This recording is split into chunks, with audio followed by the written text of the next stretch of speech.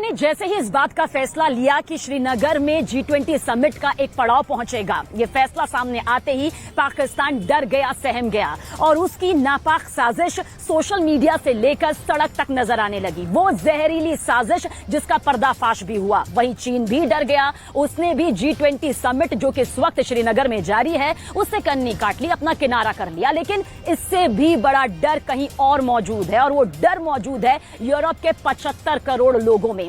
दरअसल यूक्रेन में यूरोप का सबसे बड़ा न्यूक्लियर प्लांट है, वो न्यूक्लियर प्लांट जहां पर पिछले 24 घंटे से पावर कट है और माना यह जा रहा है कि ये परमाणु प्लांट पिघल सकता है और अगर ये पूरी तरह से पिघल गया तो इसमें कोई शक नहीं कि बिना मिसाइल के या फिर बॉम्ब के इतना बड़ा धमाका हो सकता है जो कि हिरोशिमा में हुए परमाणु हमले से 100 गुना ज्यादा लोगों को मौत की नींद सुला देगा।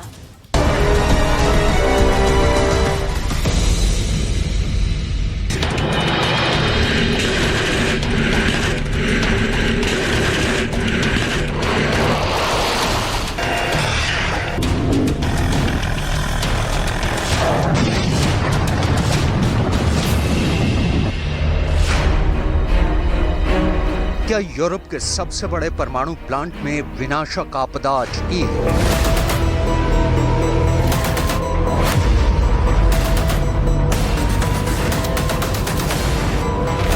क्या रूस के कब्जे वाले यूक्रेन के ज़ापोरिज़िया में खतरनाक रिसाव शुरू हो चुका है?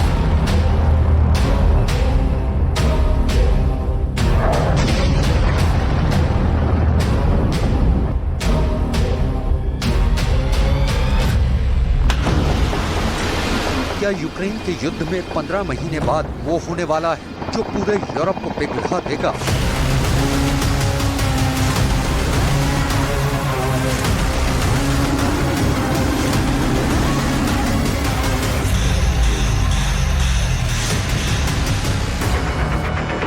ज़ापोरिज़िया न्यूक्लियर पावर प्लांट के करीब एक बार फिर मिसाइल और ड्रोन से भीषण हमला हुआ है। हमला इतना भयंकर हुआ कि ज़ापोरिज़िया न्यूक्लियर पावर प्लांट बिजली गुल हो गई।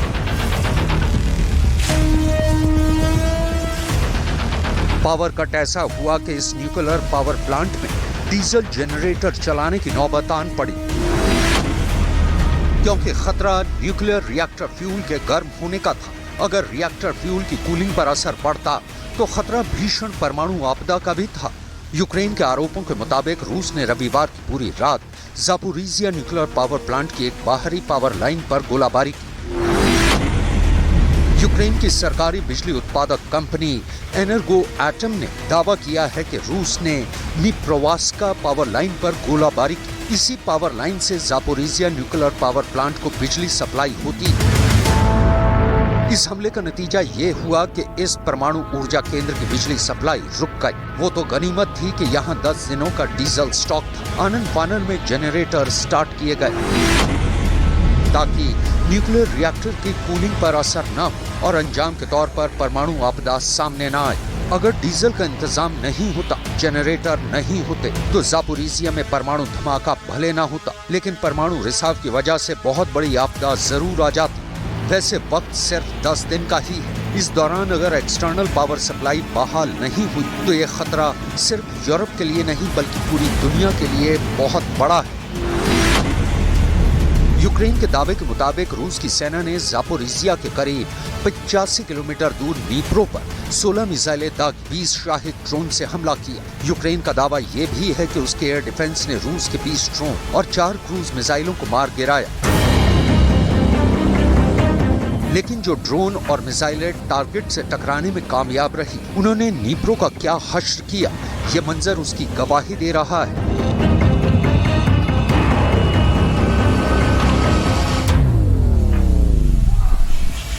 दावे के मुताबिक दनीप्रो पर इसी हमले की चपेट में आकर ज़ापोरिज़िया न्यूक्लियर प्लांट की पावर लाइन भी तबाह हो गई।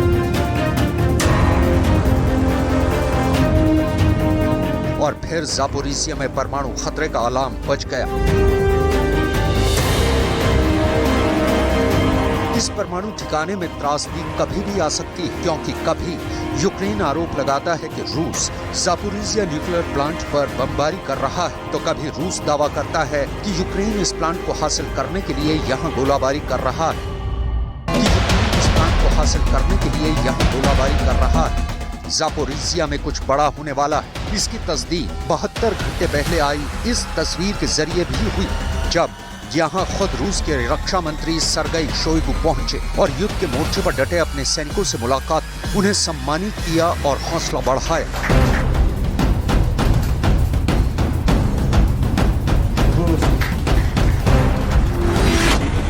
परमाणु खतरे को देखते हुए हाल ही में रूस ने ज़ापोरिज़िया न्यूक्लियर प्लांट के आसपास 18 शहरों और गांवों को खाली कराया था। दावा किया गया कि ज़ापोरिज़िया से लोगों को क्राइमिया शिफ्ट किया जा रहा है। इसके सबूत के तौर पर कुछ तस्वीरें भी सामने आई। इसमें ज़ापोरिज़िया से क्राइमिया जाने के लिए गाड़ियों की लंबी कतार देखी गई।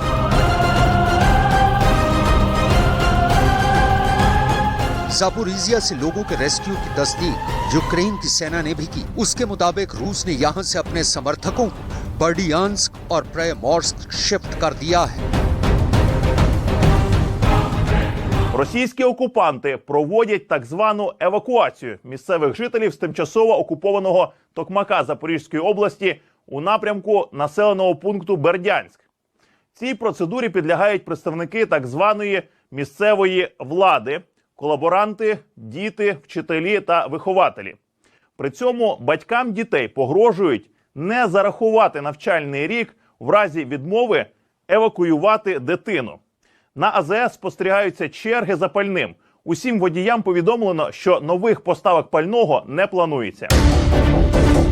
सवाल ये है कि ज़ापोरिज़िया में ऐसे हालात पैदा क्यों हुए? तो इसके लिए आपको 14 महीने पीछे जाना होगा। 24 फरवरी 2022 को यूक्रेन पर हमले के फौरन बाद रूस ने ज़ापोरिज़िया पर कब्जा कर लिया था। यहाँ के करीब 80% इलाके पर काबिज रूस ने बेहद अहम न्यूक्लियर पावर प्लांट को भी अपने कब्जे में ले लिया था। Ukraine Zaporizhzhia nuclear power plant को रूस से वापस लेने की कई बार नाकाम कोशिश कर चुका है। इसे लेकर दोनों देशों की सेनाओं में बारूदी झड़प हो चुकी है। व्लादिमीर ज़ेलेंस्की रूस के कब्जे से अपने इलाकों को छीनने के दावे कर चुके हैं। इसके लिए यूक्रेन की सेना जबरदस्त पलटवार की तैयारी में जुटी है। यही वजह है कि ज़ापोरिज़िया न्यूक्लियर पावर प्लांट के करीब बड़ी आपदा का डर सता रहा है।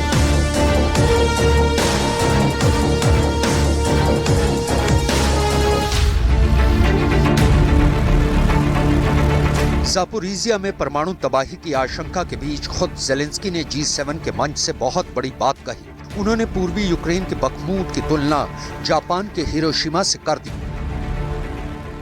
Саме нагадують мені, абсолютно нагадують Бахмут і інші такі містечки. Абсолютно. Нічого живого немає, всі будівлі зруйновані, немає розуміння навіть де вулиця, де будівля. Тобто це просто абсолютно тотальна руйнація. Нічого немає, людей ніяких немає. दूसरे विश्व युद्ध के दौरान जापान के हिरोशिमा पर अमेरिका ने कैसा कहर बरपाया था, इसे फिर से बताने की जरूरत नहीं। 78 साल पहले का ये मंजर आज भी पूरी दुनिया को दहशत में डाल देता है।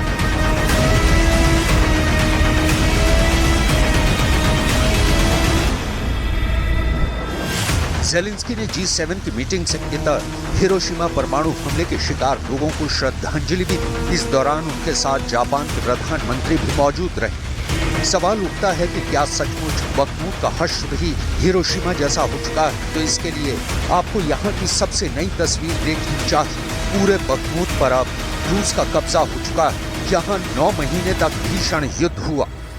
70,000 की आबादी वाले शहर में हजारों लोग मारे गए। रूस और यूक्रेन के न जाने कितने सैनिक मारे गए। यहाँ अब भी जहाँ तहाँ लाशें पड़ी हैं। इमारतें खंडहर बन चुकी हैं। करीब 400 साल पुराना ये शहर अब कब्रिस्तान और मलबों में बदल गया है।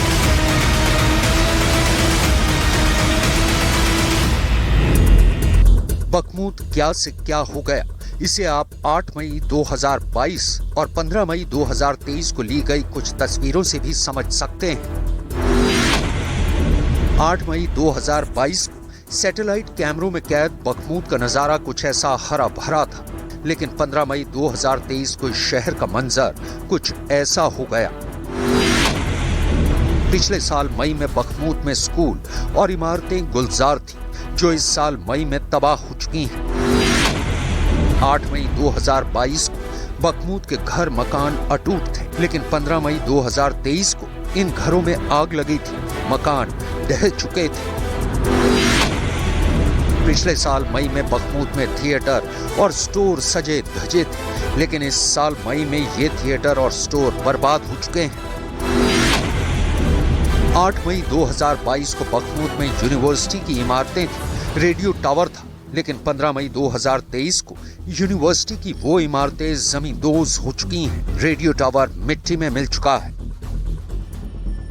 यह सच है कि बखमूत में हिरोशिमा जैसा परमाणु हमला नहीं हुआ, लेकिन हकीकत ये भी है कि 78 साल पहले जैसे हिरोशिमा बर्बाद हुआ, वैसे ही आज बखमूत भी बर्बाद हो चुका है।